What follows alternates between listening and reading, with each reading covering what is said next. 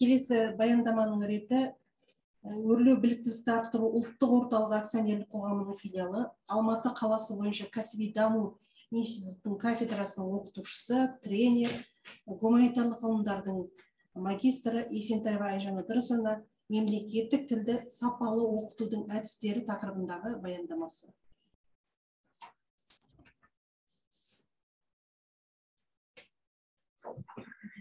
Қайырлы таң, құрметті Өрлеу ұлттық орталығы, бүгінгі халықаралық конференциямызға қатысып отырған педагогтар, сіздерді келе жатқан төл мерекелеріңізбен құттықтаймын.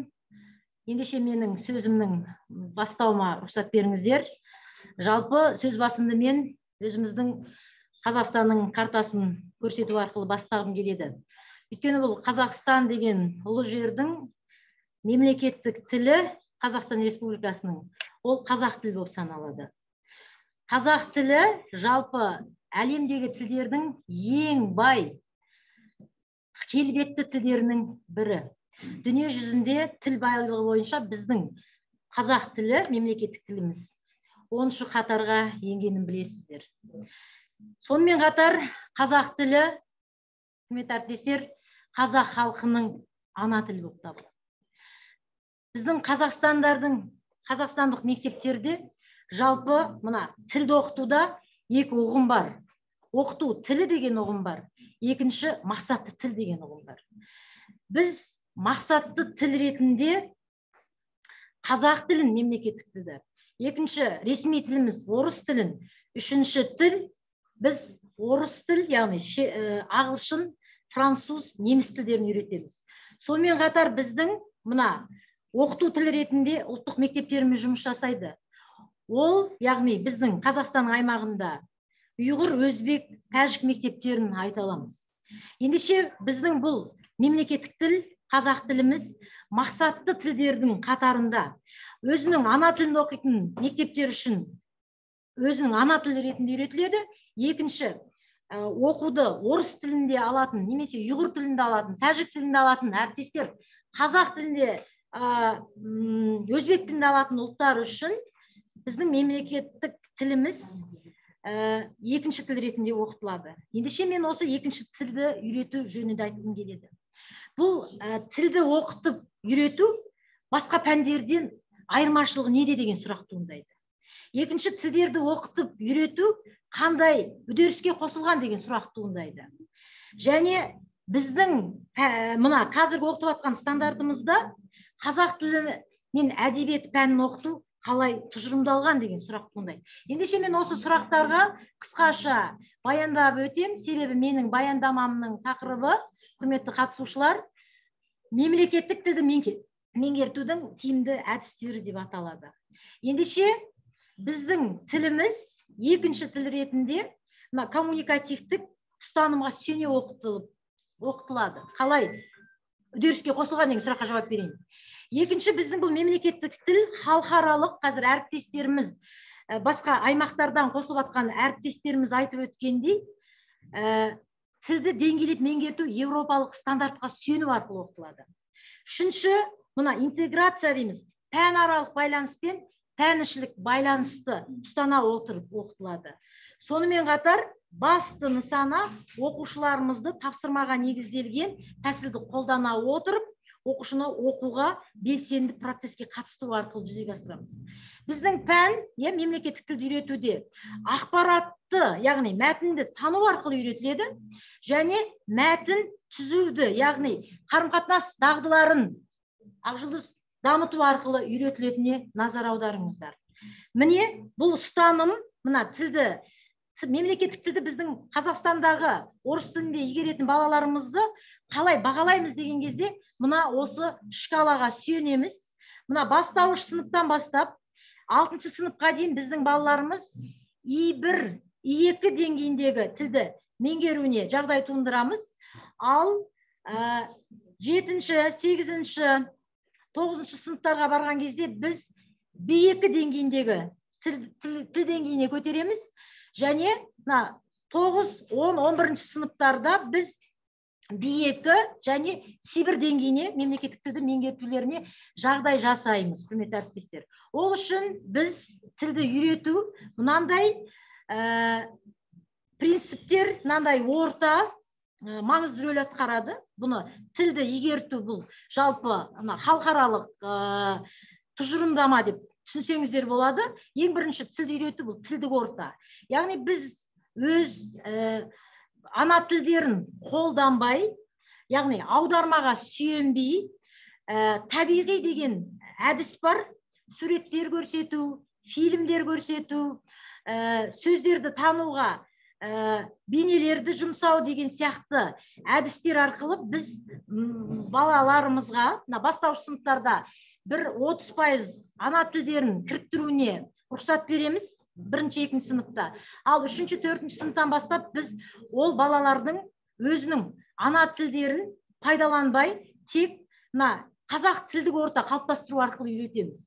Осы жерде тілдік құзырет қалыптастыру үшін біз грамматика мен лексика сөздік қорды үйретуге жұмыс жасаймыз. Сонымен қатар, міне осындай тіл құзыреттілік пен коммуникация бірге кіріккен кезде үлкен тілді тану құралы, логикалық ойлау қабілеттері дамиды. Біз осыған сүйенеді біздің Қазақстанның екінші тілді үйретуде біздің 3-ші тіл ағылшын, неміс тілдерінің оқытуына, заңдылығына бағынады.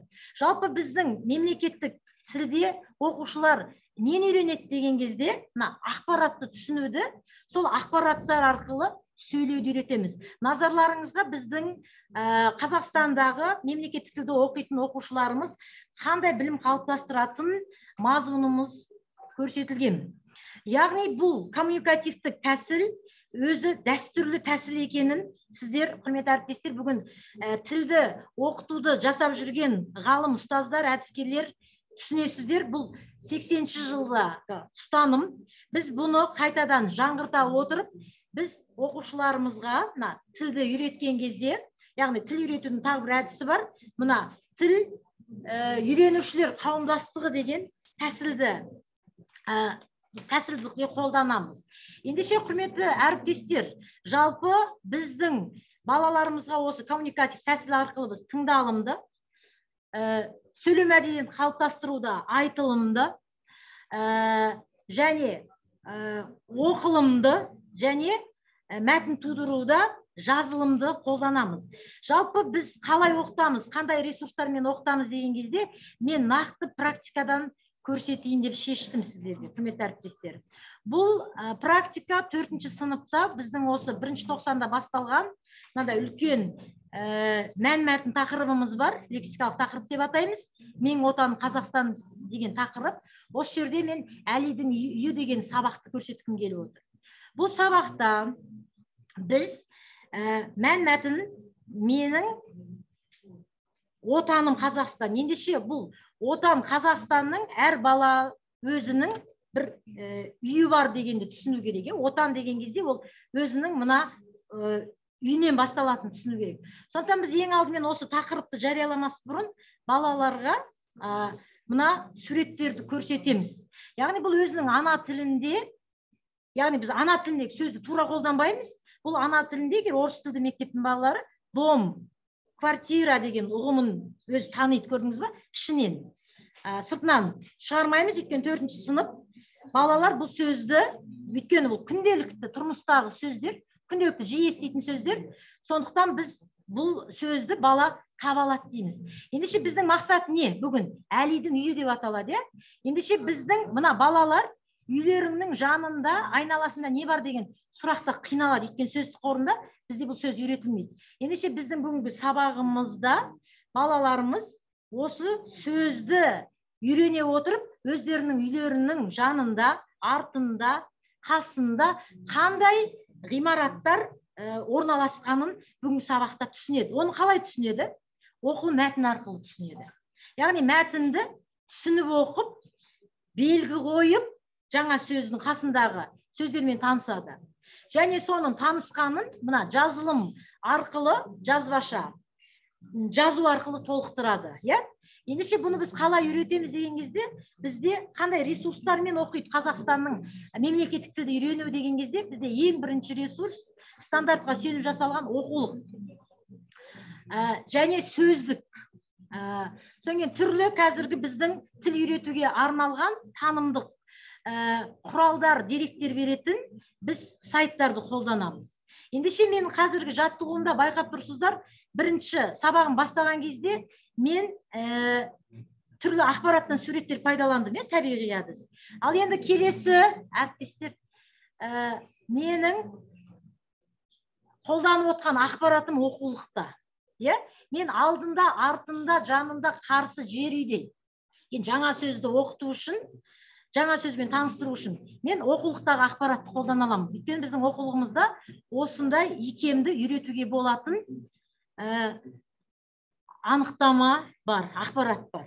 Мен қараңыздар, біз балаларға осы сөзді үйреткен кезде тек жазылу формасына ұстанбаймыз. Біз осы сөздерді айтқан кезде орфоэпияны үйретеміз. Жаңа сөзбен таныстырамыз.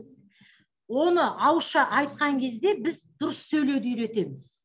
Мына сөз, қарасаңыз, бірыңғай жуан сөздер екенін көреміз, қазақ тілінің төл сөздері. Сондықтан бұны балалар қайталауы бүгінгі жаңа сөзді еш қиындығы жоқ, қиналмайды. Өйткені бұл өзінің ана тілінде де осындай дыбыс бар, және біздің екінші тілде де үйрететін дыбысты көріп тұрсыз. Біз қосымша ретінде, мен мына жерді қараңыздар, кішігірім ақпаратты беріп қойдым, егер түсінбей бара жатса, мен бірақ ол спереди, сзади деген орыс тілінің сөздерін қолданбаймыз.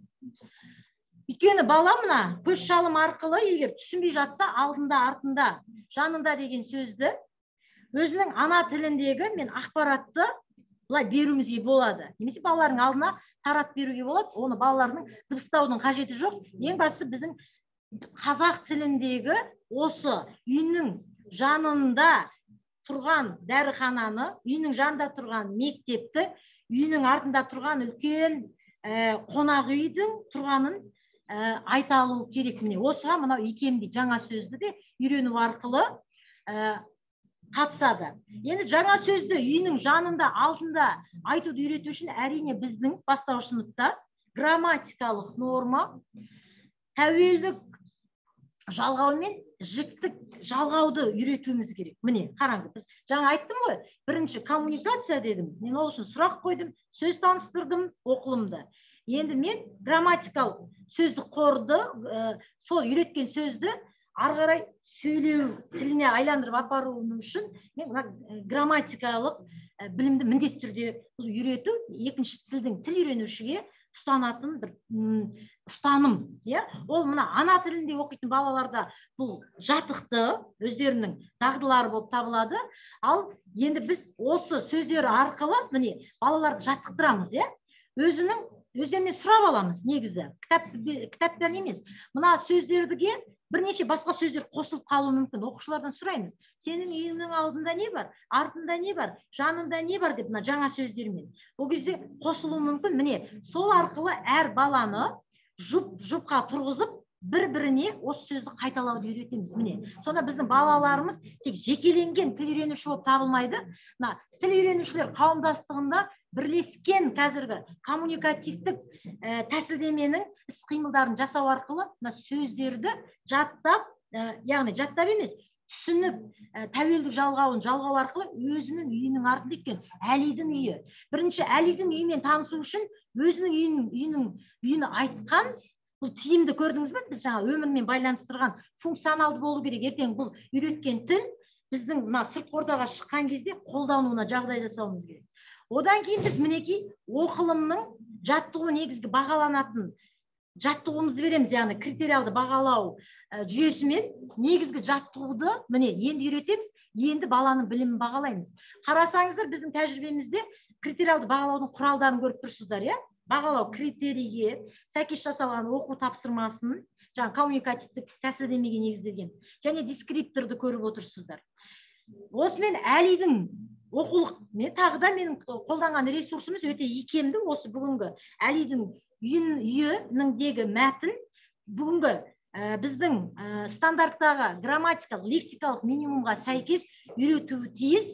сөздері бар, мәтін, яғни ақпарат жеткілікті болғандықтан біз оқулықты қолдана аламыз. Ал егер оқулық икемсіз болған жағдайда, оны біз басқа, бағанағы айтқан біздің тіл үйренуге арналған танымдық кез келген сайттардағы ақпараттарды, және өзіміздің Білімленд, YouTube каналдарымызда көптеген дәрістер жинақталған Қазақстанның педагогтарының, сол жерден кез келген ақпараттарды құрметті әріптестер ала аламыз. Енді қараңыздар, бұл Әлидің үйімен танысып, Әлидің үйінің жанында не бар екенін түсінген баланы біз енді кері байланыс беру арқылы бағалаймыз. Сөйтіп Әлидің үйінің жанында қандай ғимараттар орналасқан, не бар екенін балалар түсінді. Енді келесі оқылымнан кейін қараңыздар, енді біз тағы да Әлидің үйіндегі ақпаратты түсінгенін көрсету үшін тағы да, өйткені біз тіл үйретуші болғандықтан, тағы да қайталауды жасаймыз. Сөйтіп тағы да тәуелдік жалғаумен, енді жаңа бірінші өз үйлерін айтты, енді Әлидің үйлерін айта алу керек. Өйткені біздің бүгінгі тақырып Әлидің үйі, құрметті әріптестер. Міне, Әлидің үйінің артында, алдында, жанында не бар екенін ақпараттан көре аласыздар. Бала осыны таныды. Енді келесі біз жаттығайық деген ойын арқылы қараңыздар. Енді Әлидің үйімен танысты әріптестер. Енді қараңыздар, өзінің үйіні айта алуға алып келеміз. Міне, өздерінің үйінің жанына апарамыз. Және достарының үйінің жанында не бар екен. Сол туралы диалог құрастыру үшін біз мынандай жазуға негізделген тапсырма береміз. Қараңыздар, әріптестер. Міне, бұл бірінші ақпарат, бұны таңдау бойынша орнатуымызға болады. Мына ақпаратты балалардың әрқайсының алдына барамызда, менің үйім деп, міне, екі ақпаратты бердік. Міне, балабақша, өзінің ана тілінде беріп қойды. Бұны бала қазір, өйткені Әлидің үйінің жанында балабақша бар екенін естіді. Енді оны мына жерлерге сөйлемді толықтыру арқылы, міне, грамматиканы, ойын толық жеткізуді үйрете алады. Бұл мен айтқан, бұл әдіс, құрметті әріптестер, жүйелі мына ақпаратты танудың үш әдісіне сүйене отырып өткізілген сабақтың нәтижесін көріп отырсыздар. Енді мына досының үйінде қараңыз. Досы мынандай жер үйде тұрмайды, енді ақпаратты қараңыз. Жаңа балалардың таңдауына беріледі дегенбіз. Досының досы мынандай пәтер үйде тұрады. Өйткені біз Алматы қаласының балаларына жасалған сабақ, қараңыздар. Сонда міне балалар өзден тіпті осы ана тілді жетік меңгеріп жүрген балалар өзінің білетін ақпараттарында қосып, мінекей креативті ойлап арқылы тіл үйрену де қолайлы жағдай жасайды деп есептейміз, құрметті әріптестер.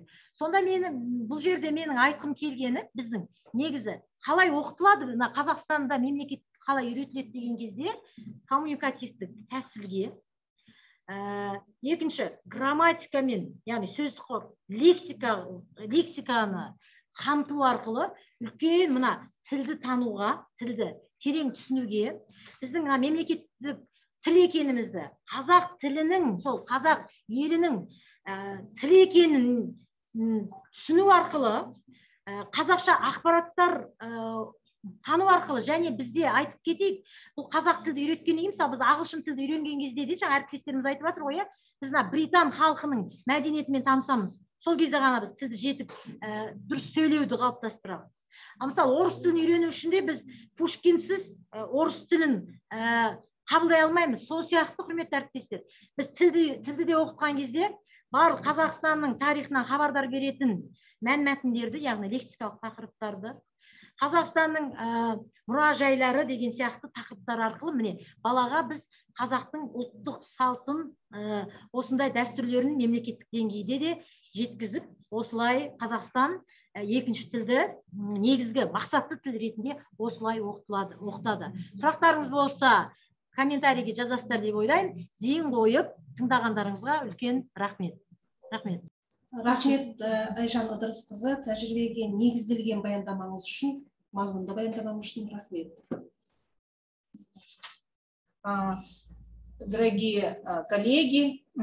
Спасибо вот Айжан за интересную информацию.